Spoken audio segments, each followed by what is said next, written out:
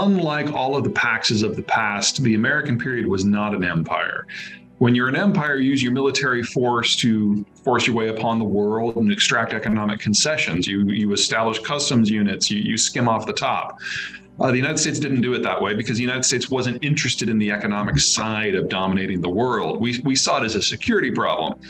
At the end of World War II, we found ourselves facing down the Red Army a continent away, and we knew in order to contain it and beat it back that we needed to have a deep roster of allies who were willing to be cannon fodder in the case that there was a new war.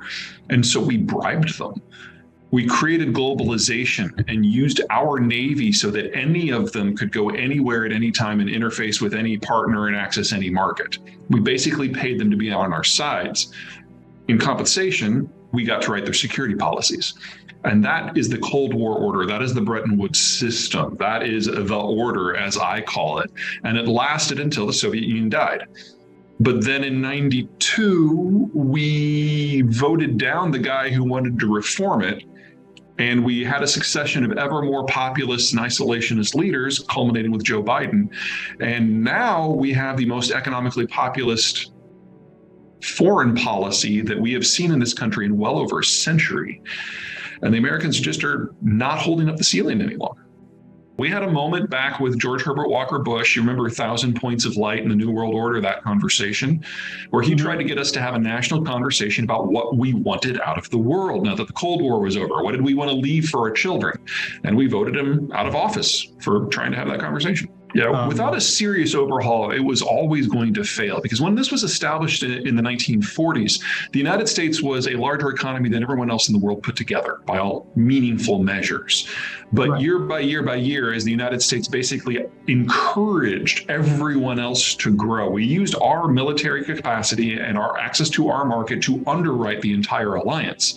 You do that for 75 years, and collectively the rest of the world got powerful and more powerful and more powerful economically, to the point that the United States, even if it wanted to continue de facto subsidizing everything, couldn't. There's a military aspect. Post-Soviet period, we changed the way our Navy works. We concentrated all of our power in the super carriers. We don't have a lot of destroyers anymore. We couldn't patrol the global oceans now, even if we wanted to. And part of it is demographic. After 75 years of industrialization and urbanization, the very population structure of the world changed. And in most of the world now, especially in the advanced world, there are more people in their 60s than their 50s than their 40s than their 30s than their 20s than their teens. And we now have such a top-heavy demographic that's full of people who produce, who are now on the verge of retirement, that there aren't enough people to sell to. The US market is really the only one of size that still has a lot of young people. All those millennials that we keep maligning, they've got something going for them that their cohorts around the world don't. They exist. And there's no longer sufficient consumption on a global basis to support the productive capacity that's out there. There are a lot of countries out there that have followed different demographic patterns. I mean, everybody has started living longer and everyone has had a lower birth rate, but there's a lot of variation within the themes. The Mexicans didn't start going through this transition until the 90s. The Germans started it before World War II. Some did it slow, some did it fast. I don't think there's much of a paradox here, because unless we did it as a planet all at the same rate, it's really hard to draw an ideological argument as to how we might have done it different or better. The problem is that once the birth rate started to drop, with like a half a dozen exceptions globally, none of them ever picked up. You urbanize, you have fewer kids. There are very few exceptions to that trend. The prominent one is in the United States, where we had the suburbs. Suburbs in the United States mean something different than suburbs in most other countries. In most other countries, the suburbs are slums. Here, single family homes rule. And as if you have a yard, you can have more kids. So there's a cultural and a geographic element here that I think a lot of the ideologies that debate the consumption issue miss. And that's one of the reasons why the United States is actually reasonably well positioned here. I mean, like I said, the millennials exist. There isn't the equivalent of the millennials in Britain or in Germany or in Italy or Korea or Japan or China. And for the next 40 years, that is going to make all the difference. I mean, we're not going to suffer nearly as much on the slide down as everyone else, because we're not dealing with the collapses in finance and consumption or military security that a lot of other places are. But at the same time, we're looking at, in the next few years, at the Chinese and the German systems dissolving as economic players. That means that if we want to have manufactured goods in North America, we have to build them here, which means we need to roughly double the size of the industrial plant. Will that be inflationary? Oh, yeah. But it will also be the greatest economic growth story in the history of Canada, Mexico, and the United States. Record growth is not something that scares me. Well, agriculture, manufacturing, those are ones that I think most people understand the concept that you can only do something good, certain things in certain places, that there's concentrations of activity. So if you change the balance of the game, where you do that moves around. So for example, in the agricultural sector, a lot of the fertilizer production comes from the former Soviet world. That's in the process of falling offline.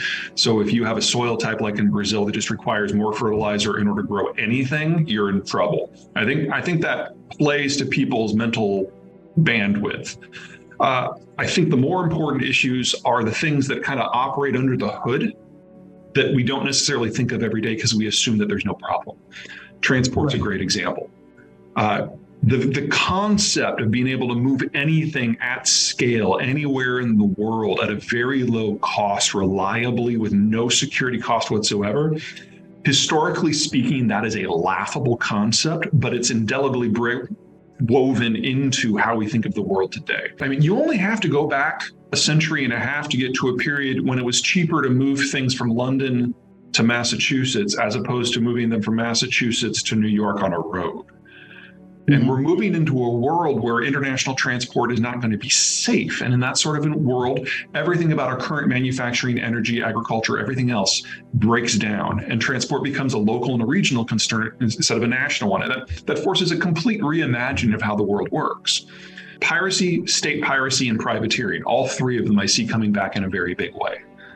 We're seeing piracy in places that are kind of in the no man's land between the major economic zones. So if you think today of the major zones as the Brazilian coast, the American coasts, the European system, the Chinese system, the Indian system, and the Persian Gulf system, those areas have negligible piracy at all.